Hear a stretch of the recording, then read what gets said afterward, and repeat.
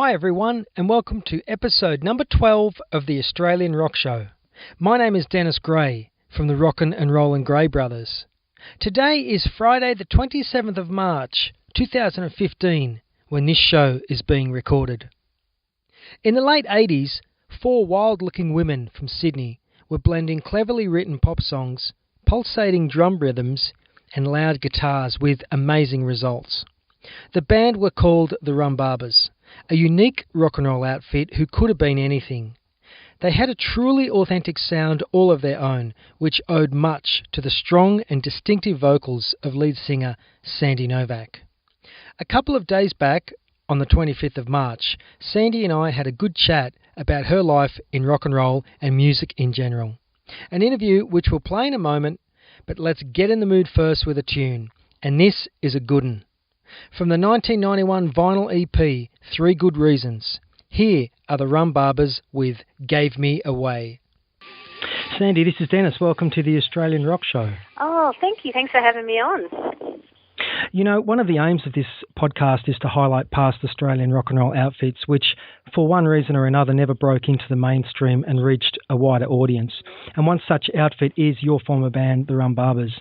As you know, back in the day, especially around 88, 89, I used to see the band a lot. You had great songs, you were tight, and overall you were very exciting to watch. And I think it is important that bands like the Rum Babas are recognised in some way, and short of releasing a retrospective album, having you on the show is as good as way as any. Yeah, thank you. Thank you for that. So, Sandi, we kicked off today's show with Gave Me Away, lifted off the band's 1991 EP, and that song remained in the band's live set for pretty much your entire career. Am I correct in assuming that it was written very early in the band's career? Yeah, I think Gave Me Away was written pretty much because we went through some lineup changes, and Catherine joined the band probably after we'd written that song, so the original version was a little bit different to the version that you just heard. That was off the Three Good Reasons EP, was it? Yes. Yeah, so Kevin Shirley sort of had an image in his head, I think, of how he wanted us to sound, and he pretty much drove the band in that direction, which was fine. It was fine with us at the time, but we didn't want to lose that that individual percussive sound either. And after we did that EP, we found our sound went very much more down the rock road. Michelle and I, the drummer, didn't mind because we were really into hard rock at the time. Catherine probably wanted to stay a little bit more funky, and Janelle was more into pop. So with all those influences, we kind of found ourselves heading down the rock path anyway. And that EP was very much the beginning of it because Kevin Shirley, as you know, is a big rock producer and even still now does a lot of some of the world's biggest rock bands. So he actually edited Catherine's solos too, which I wasn't happy with. I remember. Really? And that was in the day of tape. So we'd come in the next day and the tape would be on the floor, and I'd go, "Where's the second half of the solo?" And he was like this crazy professor who'd be editing everything. And, but yeah, it was interesting. But that's actually got a drum machine in it at some point, I think, that recording. Okay. This weird sounding drum machine that comes in the middle 8, and that's him. He pulled that out from under the desk, and I think he was on the Source, and he started playing.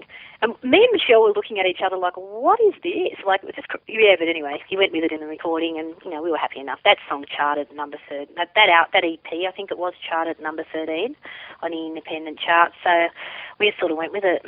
Yeah. Did that get an ARIA nomination as well? So the ARIA nomination was for Christmas Slips Away Another Year. Christmas Slips Away Another Year got the ARIA nomination, as independent release. Because Triple J flogged that song, which I looking back, it's bizarre to me. But yeah, they really hoed into that one, and yeah. You know, looking back, the band had a bunch of strong tunes in their repertoire, including the aforementioned Gave Me Away. And most of those songs contain some really interesting lyrics. And as I just mentioned, the track we just played has lines like, "We know Jenny's got a Polaroid back. She shoots to kill and she's hip, not slack." I mean, there's nothing cliched or mundane about those lyrics. That's one of yours. What were you trying to say with that song? Honestly, the truth is, with that band, I literally used to make lyrics up on stage. And and I had, this sounds really bizarre, but I had a conversation with Bono from U2 one night. He was actually at one of our gigs, and I was telling him. Wow, I didn't know that. And I was saying, he said he paid us a compliment, and I said to him, "Oh, thanks. I make the lyrics up on the spot, pretty much." And he said, "I do that all the time too." I used to do. No, he said I used to do it in my early days. Wow. And I said, really? He goes, yeah. He said, because for me it was boring to sing the same thing over. I said, I know. I can fully relate. But a lot of it was just, young and naive. And then what would happen is something would rhyme and sound a bit cool, so we just keep it. And then once we recorded, we had to commit to something, so I'd grab a piece of paper and a pen, and, yeah, it was really pretty much. Where was that... Where did he show up? Which venue was that? By memory, it was at the St James Underground Tavern. Did you ever go there? Many times. We were playing with Boom Crash Opera, and I think Boom Crash Opera had also played with them the night before or something, and so they'd come along to the show, and the drummer and Larry and Bono, which was great for me. I'd always wanted to meet Larry, so that was a really good night for me, because growing up playing the drums, I thought he was amazing. So, but it was interesting that he said that, because I thought I was being a bit of a smart ass saying that to him. He actually said, I used to do that too all the time. And I was like, okay, So where does 2015 find you? You got out of Sydney some time back, correct? And you're now enjoying fresh country air. Yeah, I've moved back to my hometown and bought a house. I'm a vet nurse. That's what I actually do for my day job. But I decided I was chased by these guys up here to join their band, and I was like, I don't really want to do covers, because I actually write dance electro music and I write stuff for Pop Asia market as well. So I thought, I don't know if I want to go down the gigging in a covers band road, but they're kind of old mates of my brothers, and it just works. It's so much fun, and it's actually a really good opportunity for me to sing rock again, because I miss it. I miss singing hard rock, and a lot of the stuff we do everything from Metallica, like that sort of stuff, AC/DC, Guns N' Roses, which is fun, right through. But it's something that I've really actually never thought I'd do. So when they were like, can you join the band? Do you want to join the band? I was like, oh, guys, I don't think so, And I had a jam with them, and actually they played Evie, Stevie Wright's Evie, and I thought, yes. I'd always wanted to sing that in a band, but never had the opportunity. All parts? No, because the audience probably go to sleep. They don't appreciate. Well, it looks like a lot of fun. With that cool and clever band name, by the way. Oh, you like the name? I'll tell Luke that. Good on you. Yeah, it's Kenoth we're talking about for listeners. So what's the response like from locals? I see you play the Royal Hotel up there. Yeah, we've played a few plays. We actually played at the Bull and Bush in Baulkham Hills a couple of weekends ago. And that was good fun as well, because I think there's not that many hard rock venues really left in Sydney where you can play that sort of music. Not that sort of standard bluesy hard rock that you and I sort of came up on. That sort of stuff we used to all hang out at the car dome and listen to. But it goes over well, because up here we've got a following, and people, just want to have a good time. There's a pub we play up here called the Spring Hill. It's in the middle of nowhere and just goes off. People just go absolutely feral. It's quite remarkable to watch. Like lights. Do you know, it actually works better to be in that location and have more of an event than be in a bigger city, and people become a bit blasé about, oh, well, maybe I might go, maybe I won't, Yeah, you're right. It's definitely an event when we play. And I actually said that to the boys. I'll only join the band, because it's covers, if when we play it's like a big party, and we've managed to do that. So it is good fun. And like me and Michelle in the Rum Babas, we always used to love Akadaka and that bluesy sort of rock. That's what we'd listen to before we went on stage. So I would love to be doing this with Michelle, because I would just have the best time if she was drumming. I think it'd be great. Well, you've just answered one of my questions. So do Kenoth do any original material, or it's just strictly covers? Just strictly covers at this stage, because I'm pretty busy writing other sort of stuff totally on a different wavelength. Yeah, which is quite challenging, because singing covers, you actually get really absorbed singing other people's music, and it's actually really quite difficult to then sit down and write original music, especially in a totally different vein of, like dance electro is very different. So we don't do anything original. I think the guitarist has got some original blues stuff he'd like to put down at some point, but it's a time thing, really, I think, for us. Are there any upcoming gigs which you wish to plug? Oh, well, we're playing in Bathurst in a couple of months. We're actually off the road at the moment and learning a whole heap of new songs. So we're actually doing some Transvision Vamp songs, which is interesting, because they remind me of the Rum Babas, because it's that sort of vibe of music. Yeah. And that's a bit more poppy for us. So we're trying to sort of go a little bit poppy. We want to have those two sides. Pop rock, I guess, not so much pop, but that's been fun doing that song. But, the old Wild Thing riff, pulling that one out. I think the Rum Babas used to do that Trog's cover from memory. We did. And we used to do it really fast. It was terrible. That's right. Did you ever hear it? I did. Memories kicking in now. Yeah. But the last time we played it at a Reform gig, Mick Cox from Rose Teddy got up and played it with us, and he had the most incredible rhythm sound. I've never heard anything like it. He was just playing out of a little combo.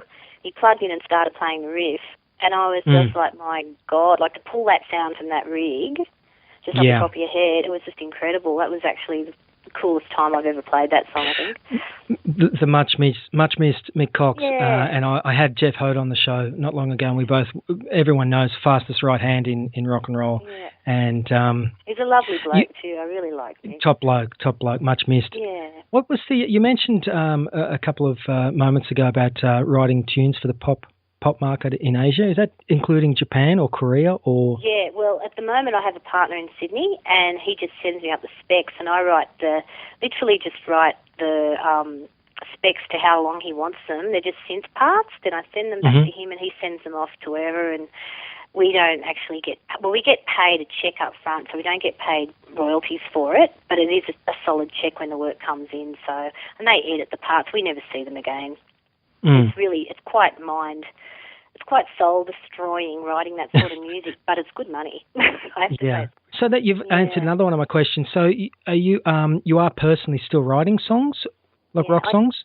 Actually, I write all kinds of music, and I've written quite a bit of rock probably in the last 3 years, just under the name Sandi Anarchy, and it's sort of just rock. A lot of it was protest music initially because I was working for the RSPCA, and I needed a way to get out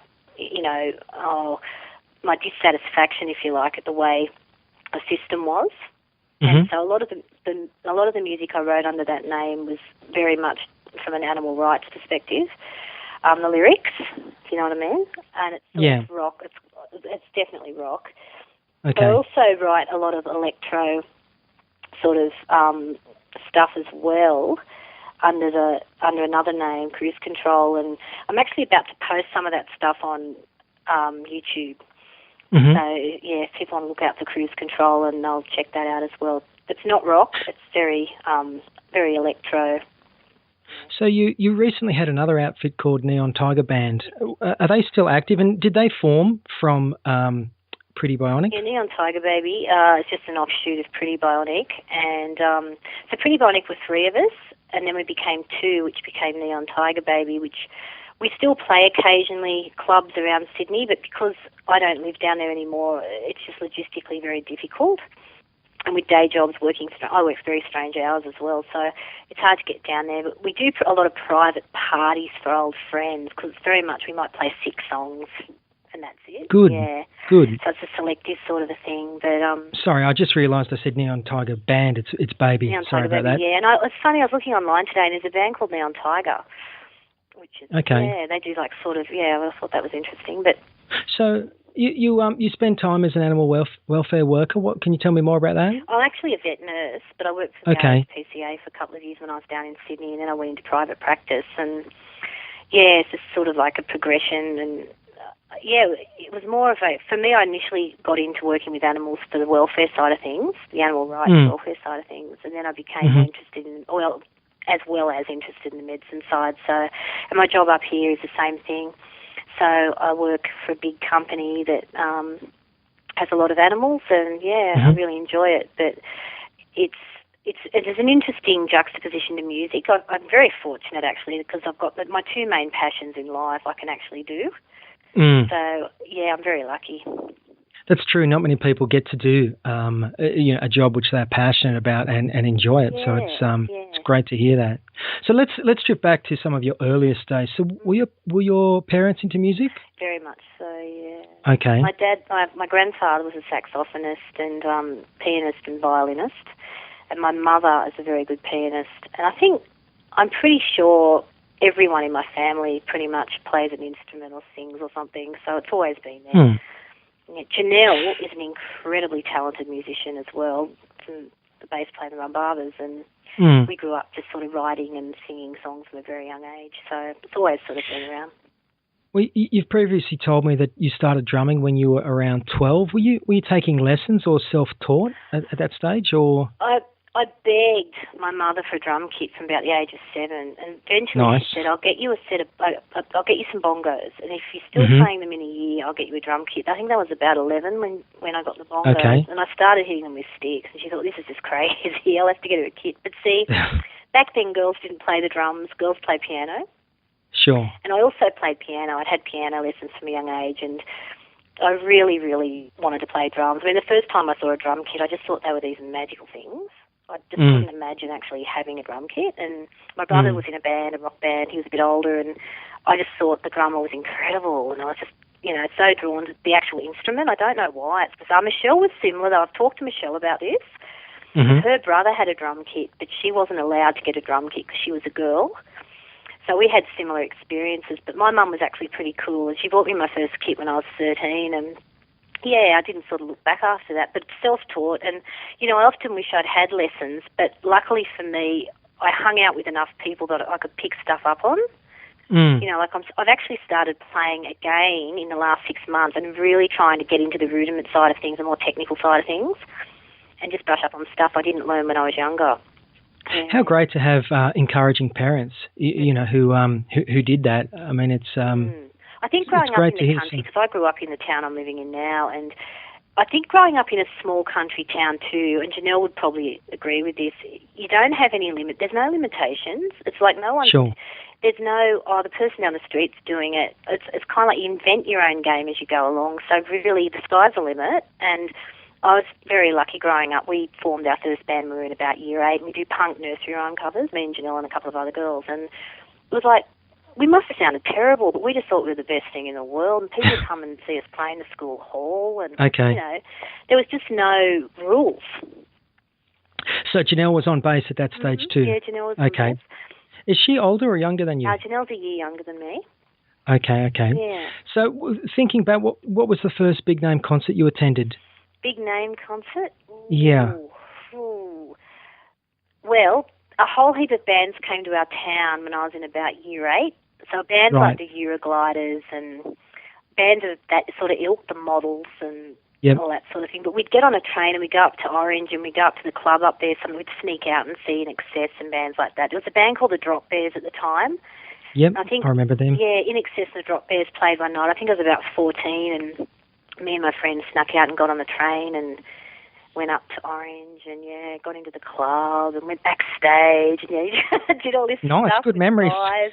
And then years later when you're actually talking, you meet these people and you go, and they go, oh, was that you? And you're like, yeah. It's crazy.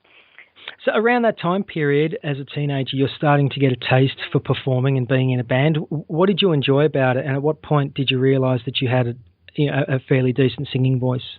Yes.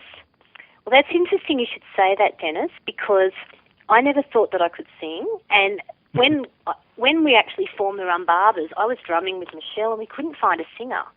So it was a case of we auditioned about 15 girls and we were just scratching our heads. So in the end, I said, well, look, I'll sing because I could hold a tune and I could deliver what we wanted to sort of get across.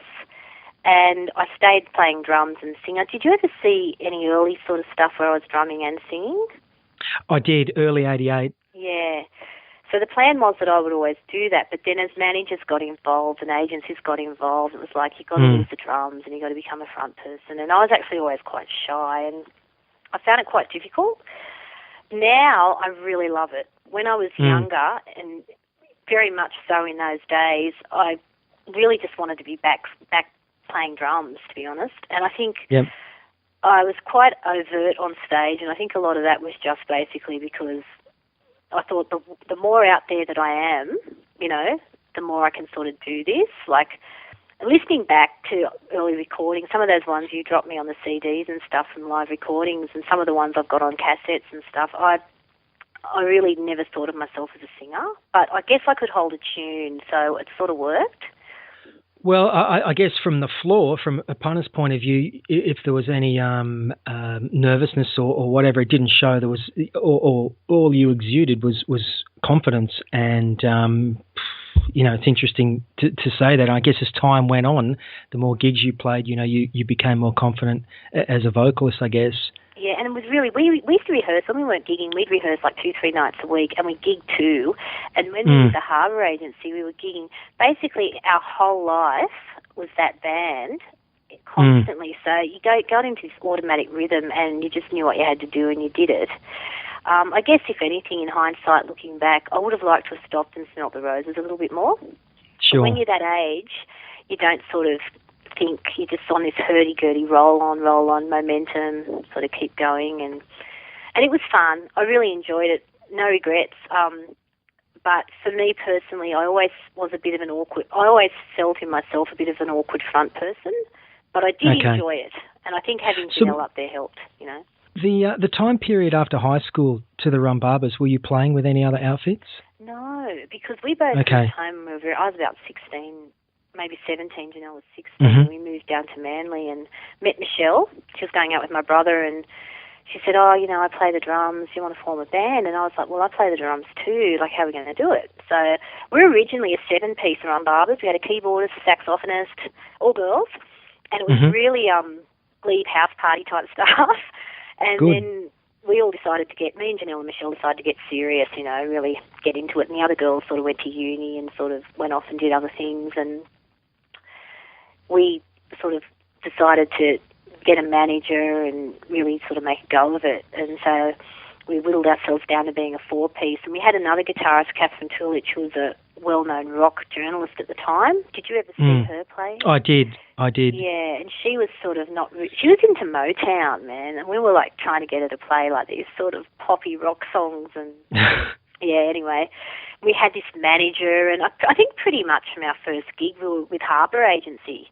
You know, I just remember playing the Hopetown Hotel once in Surrey Hills, and this guy came along, the Candy Harlots manager at the time, Danny Hanley, and he took us on. And from then on, it was like we didn't play it. We never really got that opportunity to play around a bit by ourselves and feel what we wanted to do. It was like bang, which is really odd. Like now thinking back, that would never happen. It's a different time period, isn't it? So different now. And I really feel for young bands that are trying to be individual and unique, because it must be near impossible. You had an amazing collection of original tunes, thinking back in your live set. Was that a collaborative effort with the songs or individuals which they brought to the rehearsal? Well, originally Janelle and I would do all the writing. Then Catherine Can, when she joined the band, she started writing as well. So we might have an idea. And the way we sort of ended up liking to work was to jam on things in the rehearsal room and everyone have an input, even Michelle, because I think when you're doing it as much as we were, it was like breathing. We all wanted to be part of it. Like, it was kind of, it seemed nonsensical for us, Janelle and I, to write a song and then take it in and give the parts to the other two and say, well, this is how it goes, because that's just not where we were at the time. Extremely prolific, because I've got stuff, like from the start of the band to when the band broke up, lots of different shades, but so many songs, like... A lot of songs. Yeah, and I've even got some early Candy Harlot stuff that I was listening to from when I lived with Lino, and same sort of thing there, like really prolific, but a lot of that stuff never ever got played live. Interesting. Well, one of the amazing songs I'd like to mention was Feel the Beat of the Drum, heavy on percussion, really, really catchy and a great set opener. You obviously recall that one. I enjoy that because it used to, and you've mentioned this, it got people moving, it got your attention. Who came up with that one? Was that you and Janelle, or? Yeah, that was written on the bass, that song. So a lot of the stuff we write on the bass with just drums and bass, because Janelle and I would write like that. And that was written before Catherine joined the band. Catherine Can joined the band. So Catherine Tulich was in the band when we wrote that song. Okay. And yeah, so Michelle and I really would just jam, and you know, we'd start playing a rhythm and she'd start playing a bass line, and then I'd just come up with a vocal line over the top. And yeah, because I was really heavily influenced by a band called Bow Wow Wow from the 80s. They were a Malcolm McLaren band put together, but extremely good musicians. The bass player was phenomenal, and if you ever get a chance to listen to their stuff, he's just incredible. And so Janelle and I, they were really big influences of ours growing up. And I think that definitely, if you listen to early Rum Babas, you can hear that influence coming through. Did you ever video yourselves and watch from the visual perspective? Yeah, well, I had a collection of really good old, like some Channel 10, all this stuff we'd done, and this girl I was living with taped over it. Nice. Oh, I couldn't believe it, because it had it was all spliced together, and it was actually really cool. And I was thinking about the other night, I was thinking I would love to have that because it had everything we'd done that was worth recording on it, visually, you know what I mean?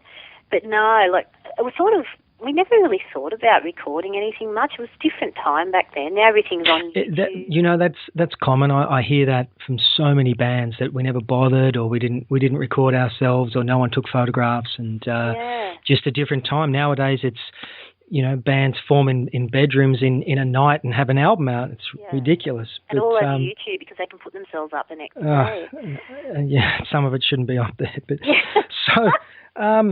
So back in '89, you had Mushroom Records sniffing around the band, and I believe it was on Michael Gudinski's suggestion that the band change its name to Jezebel. Yeah, how close did you come to signing with Mushroom Records? Well, our manager at the time was very cagey about a lot of stuff that was going on. We had an offer from Polygram to sign with them as well, and I think we were offered the Poison support around the same time. So there's a lot of stuff going on, but then there was a lot of stuff that was cutting him out of the picture, which he wasn't telling us about, which we found out in retrospect. And I know that Harlots had the same problem with him. They would offer a major deal, like second show or first show, which he knocked back as well. Yeah, well, it was the same thing with us. But unfortunately, we didn't really, at the time, really know how to sort of get around it. We felt we needed to be with him because we didn't really know how to, just young and naive. And I remember having a conversation with Ron from the Harlots about this backstage one night, and he was actually really frustrated about it because they were kind of in the same position we were in with him. We decided we were going to leave him at that point, and Ron really was getting really angry because he really wanted to leave as well. But I think it was a situation where they'd actually signed a contract with him. We hadn't, so we could leave. And the contract was ridiculous. It was like a half a Britannica encyclopedia thick, practically. It was so archaic. Wow. And there was no way we were going to sign that. But I'm pretty sure the Harlots, by memory, did actually sign something with him. And so they were kind of stuck with him, whereas we weren't. And we walked away and we ended up signing with Timbiard, which was an independent label. From Newtown. The sad thing is, though, looking back, Sandy, that the time was then. By the time, like particularly with the Candy Harlots, by the time things are resolved, the momentum has changed a little bit, and scenes change so quickly. That band should have had an album out in late '88, '89, but by the time things happen, it's and that, I guess it's the same with you guys. Your first recorded appearance was in fact on the Rockin' Bethlehem, the Second Coming Timbiard comp from 1990, and it was a tune called Christmas Sweeps Away Another Year. I know we are months away from December, but I am going to play that song anyway.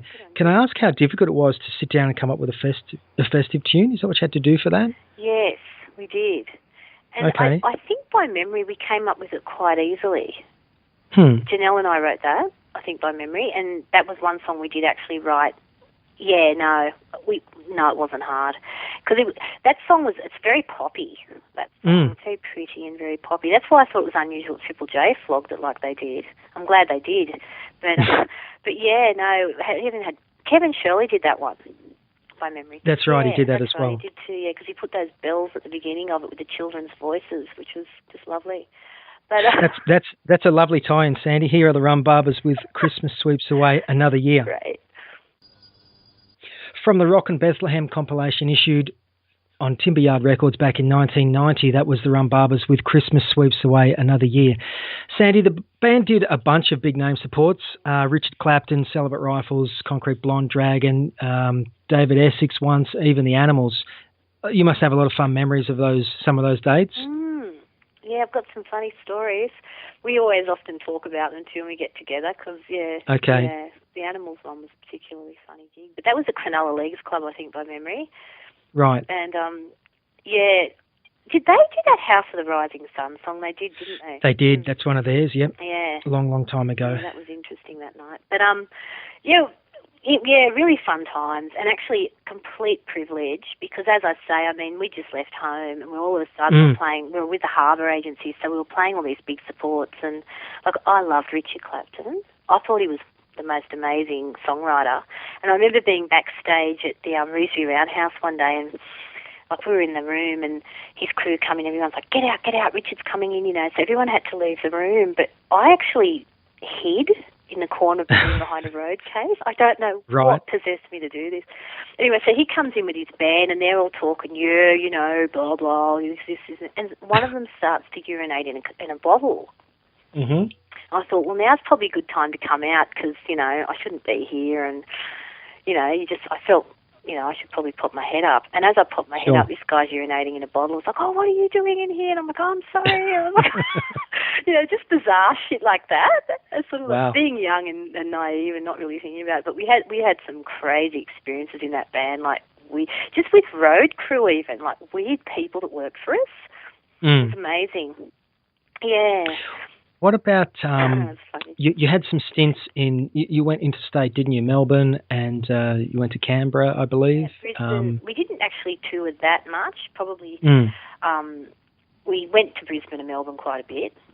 Right. Towards the end, we'd just signed with a German label called Normal Records before the band split up, and we were going to New Zealand and over to Germany. And that was through Timberyard. We'd left Timberyard. Our manager at the time, who formed Timberyard with another man, had got us this deal in Germany with this Normal label, but we ended up breaking up. But so Germany was going to be the next frontier for us, interestingly enough. I don't know how that would have gone, but yeah, Janelle's German's pretty good, I think. That label put out a couple of other local bands from memory. They did a Dubrovnik's album, maybe a Screaming Tribesman as well. I think that was a rumour. I don't think Girl Monster did anything with Normal. It would have been good if they did. Their album was out on Timberyard. Yeah. Where are we? Now, I do have to mention the Candy Harlots, a band who you supported numerous times. You shared, obviously, we mentioned the same manager, and you've said that you were kind of like, they were like your big brothers. You must look back on those days and smile. I mean, I do. I think it was a great pairing. If I used to see those bands listed, it was always a great night. Yeah.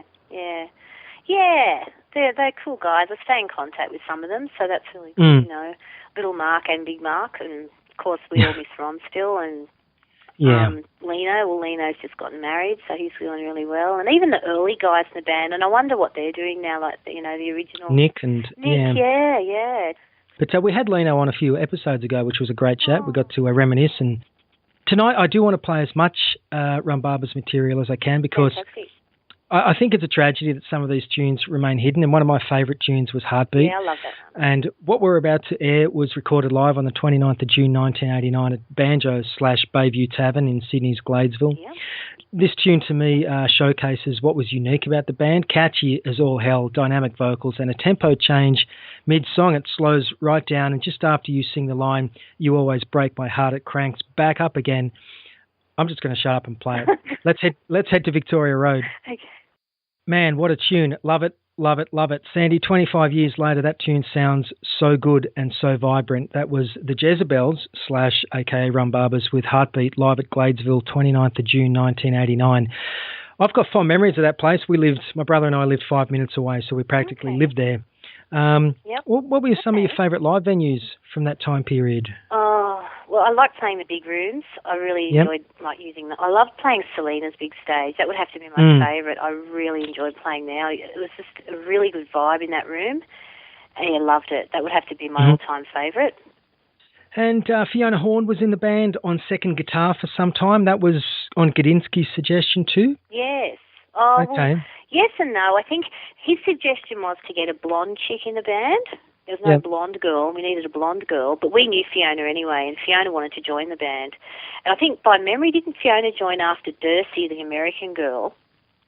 Yeah. I think so. But did you see Fiona with the Mothers? They used to be around the same time. We knew Fiona from the Mothers and Arnold as well, the drummer. Right. So, and then, they broke up, and I think Fiona really wanted to join by memory. So Dursey went back to Boston, and we needed, and Dursey was blonde.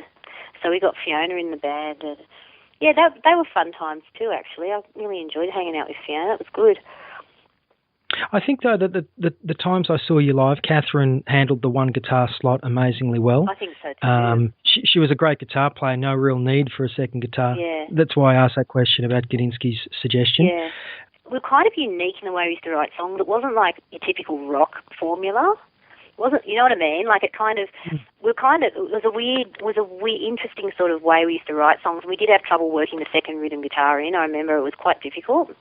And we just thought, no, we'll stick with the 4-piece thing. Fiona went off and did Def Effects, and yeah, so that was good for her because she ended up doing that. So in 1991, you released a 3-track vinyl EP called 3 Good Reasons, which we spoke about earlier. Kevin Shirley, producer, has gone on to produce some really big names, but he cut his teeth on many local Australian acts, Screaming Tribes and Pete Wells, Girl Monster, Lime Spiders, Dubrovniks, and your EP. So what are your recollections of that recording session? We had very set ideas of how we wanted to sound, but we also knew that he could make us sound really good too. So we kind of trusted him and went with it. But he had some really weird ideas. Like I think he'd done a session with Susanna Hoffs and the Bangles or something, and he was saying to me, you know, to pull a really good vocal from Susanna, I made her strip naked and go in the vocal booth and sing naked in the dark, right? You know, this sort of thing. I recall that. That was mentioned on MTV at the time. Was it? Okay, because this is what he's telling me, and I was quite young and a bit naive, but I wasn't stupid. And I'm going, well, I'm not going to do that, man. He's like, well, no, because you know that third song on that EP, it's quite a high vocal. I can't think what it's called now. But there's a third track on that EP, and it's got a really high vocal line, and I was having trouble hitting the notes. And he's going, if you take your clothes off and you lie on your back in the vocal, and I'm sure it'll come to you, and you know, this sort of thing. But looking back, I think he actually did the best.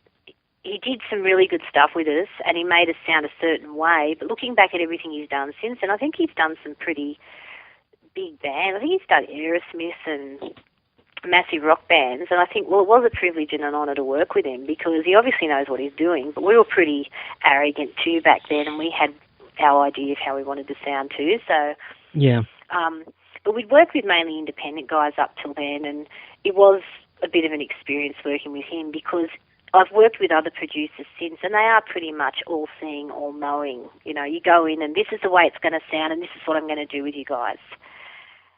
Do you know what I mean?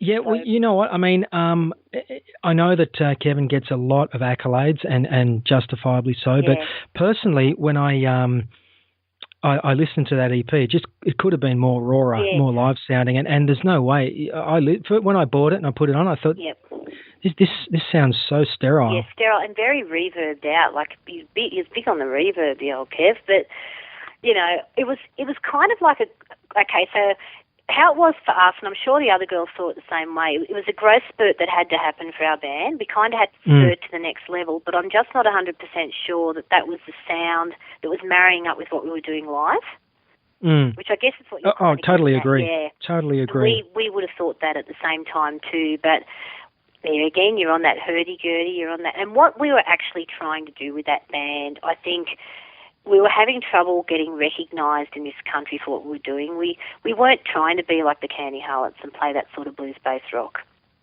And I think our manager, Danny, at the time could see that, but he didn't really know what else to do with us because we didn't really fit into a pigeonhole. And looking back, it would have been very strange if we had a supported Poison at the entertainment centre. Like, it just would have been bizarre. Do you know what I mean? I would have loved it. It would have been good. I attended. I thought they were awful. Anyway, that was of the time. I think Roxas were one of the most charmed bands. They had all the big name supports back then. Was that because of Molly, do you think? No. Molly connection. Possibly. Possibly. But you know what? I mean, it's it is what it is, and that EP is testament to the band at that time, I guess. Yeah. So post Rum Babas, how did the band finish, and how did you go into forming? You had an outfit called Honey Slammer. Yes. See, Honey Slammer was very much rock. That was like that LA sleaze. Did you ever hear any of Honey Slammer stuff? I didn't, no. Yeah, it was very much down that line, and I actually really thought we were quite good. So I was really into a band called Scoosy Skin at the time, and it was really sort of that Skid Row type rock. But there again, I mean, what are you going to do with that in this country? There was nothing flying in this country for that sort of music, and Honey Slam was formed in the ashes of Rum Babas, so it was Janelle and Michelle and myself and another guy, Andrew, on guitar. We gigged around for about 2 years, and then Yeah. So Catherine lost interest, or? Catherine was sort of the Rum Babas broke up basically because we were all going in different directions at the time. Right. Catherine wanted to play more of a funk sort of groove. This is my recollection of what went on. And Michelle and I wanted to play hard rock, no bones about it, straight down the line hard rock at the time. And Janelle sort of wanted to do hard rock / pop. And, you know, we've been doing it for a long time. We've been doing it since I was 17, and it was exhausting. We're exhausted. We weren't seeing any money. Same old story, you know, playing heaps, lining a lot of people's pockets with money, but not seeing any ourselves.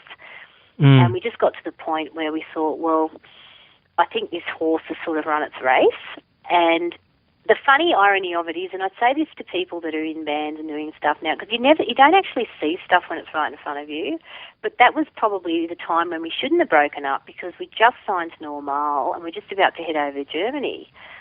But you don't see that at the time. You think, you just think of the struggle that's gone before you, and you're just like, oh, God, I can't do this anymore. And plus, I mean, Janelle and I needed some separation because, you know, we'd been in a band together since, we just needed to do our own thing.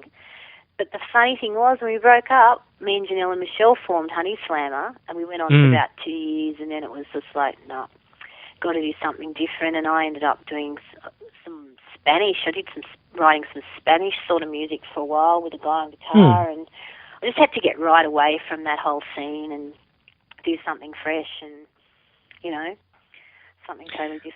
The scene changed, like all scenes change. So, and thinking back to the Rum Babas, it's a shame the way people have to pigeonhole a certain band, and people always ask, what do they sound like? Well, you sound like the Rum Babas. Yeah. You know, there is, if a band are unique, that's your sound. Often there are no other bands you can compare them to, and I can't think of one band which was similar to the Rum Babas. Yeah, well, thank you. That's good. And that means a lot to me, because actually if that's the one thing that I would like to leave as a legacy from that band, is that people couldn't pigeonhole us. And that's what we were trying to... Well, we weren't trying to do that, but that's what we would have liked to have been remembered as being something unique and not something... Well, I think you achieved it. And you've done a couple of reunion gigs, 2000, 2004, and 5 years back now as a support to a Vanilla Chainsaw's reunion. Any plans for another one, or...? Look, probably not. I mean, Catherine's living up the coast. Janelle's down in Victoria. I'm up here. Shell's still playing with Spurs, as far as I know. Yep. So, look, probably not. I did say at the last one that would be the last one for me, because there's that whole thing where you've got to get together and rehearse, and it's difficult, you know, to do that. But, you know, never say never. You never know. You've previously told me that the Rum Babas were probably a victim, I guess, of mismanagement and a lack of direction. I think to a degree, yeah. So with hindsight, are there 2 or 3 things you would have done differently to try and achieve greater success? You just mentioned you would have just hung on for a bit longer, signed with Normal, and maybe gone to Germany, or... Well, I remember early in the piece, the manager of Air Supply came over to my house. I was living with Michelle in Newtown. He was in Australia, and he must have seen us play. And he came round to the house one day, and he sat down with me and Michelle and Janelle, and he said, he looked at me, his name was Lance Hines, or Lance somebody. And he goes, I really want to take you and your sister back to America with me and hone your songwriting skills. And Michelle was sitting there, and Michelle being a drummer, she wasn't a songwriter, she was a drummer, and, you know, I'm like, oh, no way, you know, we would never leave Michelle. You know how you do the But the thing is, I have no regrets about that, because I have no doubt in my mind that if I had gone over there with Janelle, we might have honed our songwriting skills into what, God knows. But we wouldn't have had all the wonderful experiences we had in that band. And I think having some of the experiences we had in the Rum Babas, where people tried to grab onto us and mould us, because we had quite a few of those Gudinski experiences, that would have been one of those massive experiences on a grand level, and we weren't really about that. Because if you knew how me and Janelle grew up, we grew up like little feral kids in the country, and that just wasn't what we were about. Sure. And I think, you know, people saw the all-girl thing, and they thought, great, this is what we're going to do with this band. And unfortunately for them, we weren't going to play ball there. Well, it's good that you stuck to your laurels and did what you wanted to do. Yeah, so, and I've thought about this since. Do I have any regrets? Well, that's one thing that comes to mind. I think, how different would things have been if Janelle and I had jumped on that plane with him? No regrets. No. Good.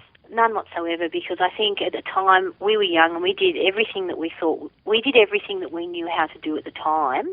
We left our first manager when we had enough. We weren't tied to him, so we left him. I suppose the only thing in hindsight that I probably would have done differently, if I had to pick anything, I probably would have tried to go overseas, maybe with the band sooner, and not hung around Australia as long as what we did. Because then by the time the opportunity came, I was pretty much over it, you know. I think, you know, like even if we talk about late 88, if you had just grabbed your gear and headed to Japan. Which Fiona actually wanted to do. Wow. Fiona wanted to go to LA. She'd had it all worked out, you know, we're going to go to LA and I'm going to do this and we're going to, and Guns N' Roses manager, and then she had it all worked out. And at the time, we were like, oh, don't be ridiculous. We can't do that. You don't do that. No, and you've got to have this, you've got to know that, and you've got to... But in hindsight, you know what? She probably wasn't too far off the mark. I think you got to shake it up a little bit, you know. Come back. It just becomes, because of where we're located, things just... things just become, right. I think here it just becomes so familiar. And, you know, bands just need to shake up a bit, well, thinking back. But let's move on a little bit, Sandy. So Pretty Bionic, I don't know much about your outfit, Pretty Bionic, which I guess is about 10 years ago now, though I do know that you played keyboard and percussion. Yeah, yep. This was a surprise to me that you didn't sing lead vocals, but the stuff I've listened to, Prue Grimson now has any... talk, you understand. Yeah. Well, Prue Grimson has an incredible voice. Where did you meet her, or I guess I should ask, how did Pretty Bionic come about? Yeah. Well, Kelly, the other girl in Pretty Bionic, used to come and see the band all the time and the County Harlots all the time, so we knew each other from back then. So, yeah, and then I met Prue at a party one night, and she's actually classical jazz trained, and oh, really? Oh, would you like to sing with us? And she heard some of the stuff, and she said, yeah, that'd be great. But that was that whole club scene thing, very different to the rock scene, you know, playing nightclubs and all the rest of it. And it was a bit of an eye-opener for me because it was really difficult to build up a following, because people that go to those sort of venues, they want to be on stage. They want to be the performers. Oh, really? So it's okay. different to how we come up playing live, where there was a real appreciation for what you're doing just by people who wanted to be in the audience. They want to be audience members. So you're playing in a nightclub where everyone's off their face on, you know, party drugs, and they all want to be there. And it's a totally different vibe, totally different thing. Wow. It was great. I love doing it, but really different experience to what I was used to. But that was the scene that music was suited to, and there weren't a lot of venues. I think at the time Pretty Bionic we were playing places like the Manning Bar, and I think we played Candy's Apartment a couple of times, but it was hard finding bands to play with that played that sort of music, you know. Did you record a full-length album, or was there any major label interest for Pretty Bionic? So Kelly and I formed a band called 99 prior to Pretty Bionic. It was a pop band. So we had a manager who owned Velvet Studios in the city, and he signed us to his label. I can't remember what the label was called at the time. And then he was talking about signing us to V2, Virgin 2, or whatever that label was, with the Stereophonics on that label at the time. We're playing with Stereophonics, and they come out here, and there again, trying to make us sound like Veruca Salt, pushing us in that direction, and we didn't sound like Veruca Salt. We weren't trying to sound like Veruca Salt. So I ended up pulling the pin on that and walking away, and I said to Kelly, let's form something a bit different. So we ended up forming Pretty Bionic out of the ashes of that. But 99 was very much a guitar band. I played guitar in that band, and so did Kelly. I've done a lot of different things over the years, like one extreme to the other.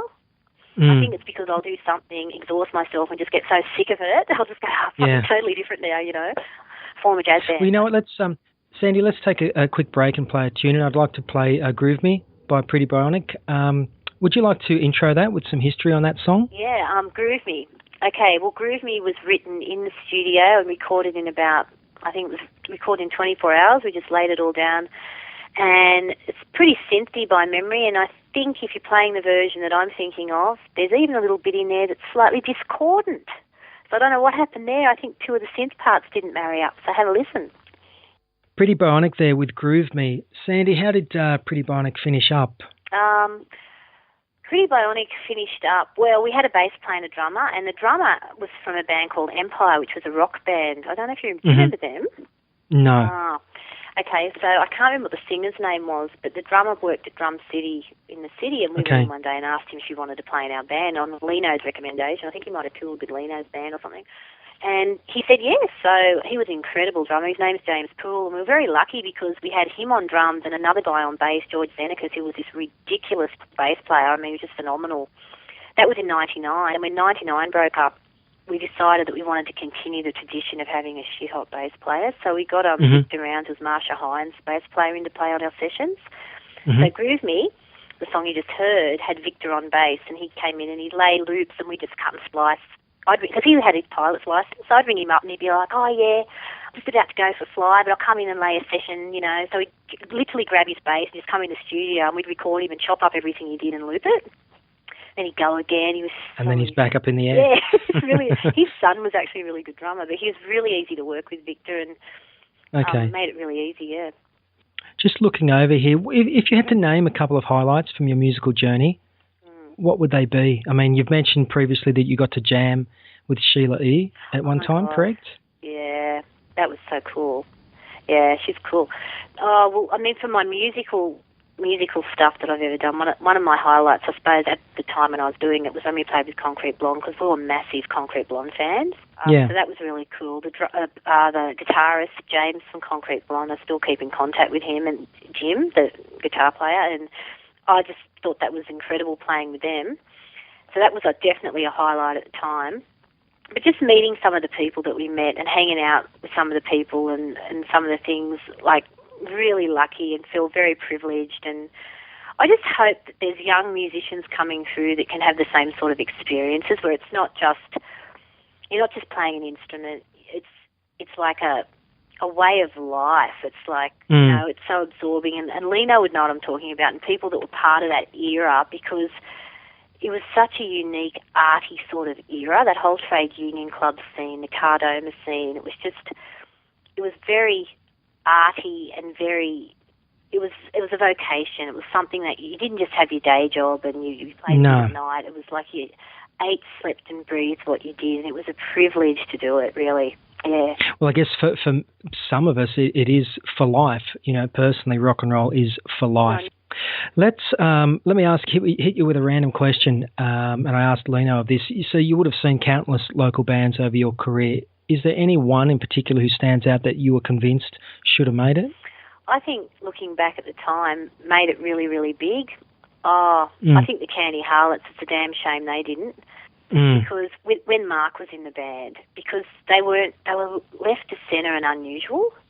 Like he gave it that little left to centre unusual splice that sort of Jimmy and the Boys, punky, you know, I wouldn't call it glam, but I guess in a way it was glam. I guess if people have to pigeonhole glam as a term, but just that unique sexual overtones that I loved about it. And do you remember that one of their early songs, Hot Dog?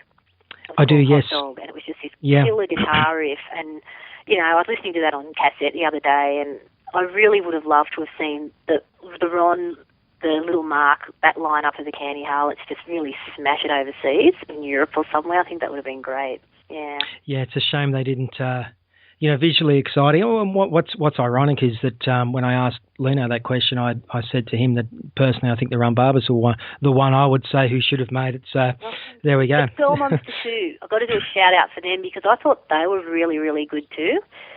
They were. Girl Monster. I really, really loved them. I saw them live a couple of times and, really dug what they were doing too. And not just because they were girls. I thought they were a really good band. They were really tight and consistent live. Yeah, absolutely. Yeah. And it's a nice tie-in. People may want to check out girlmonster.com, which is a fan site I built for Girl Monster. Good on you. Thank you. Yeah. So, Sandi, look, we better close off. Thank you so much for your time today. It's been really lovely talking to you. So let's close the show out with one of your choice cuts, something which is significant to you. What would you like to hear and why? Well, I'd really like to hear, if you can possibly play it, Joan Jett's version of I Want to Be Your Dog. Because... Absolutely. Yeah. Do you know the song? Have you heard of it? Sure. Yeah, I love it. I love it. It's a staple on my iPod, along with, obviously a lot of other Joan Jett. But I know it's a cover, but I just think it's the dirtiest, sexiest song. And I've been listening to it all week, so I can cut out with that one. What a fantastic choice. And I don't know if you saw her, but she toured in 95 with the Divinals and did a whole bunch of club dates. Yeah, I saw and met her actually, went backstage. Yeah, I was fortunate enough to do that as well. And, good on you. Yeah, and she was playing I Want to Be Your Dog on that tour. Yep. And a lot of those shows, phenomenal. Great choice, Sandi. Thanks for your time today. I appreciate it. It's been fantastic. Thanks for having me on, Dennis.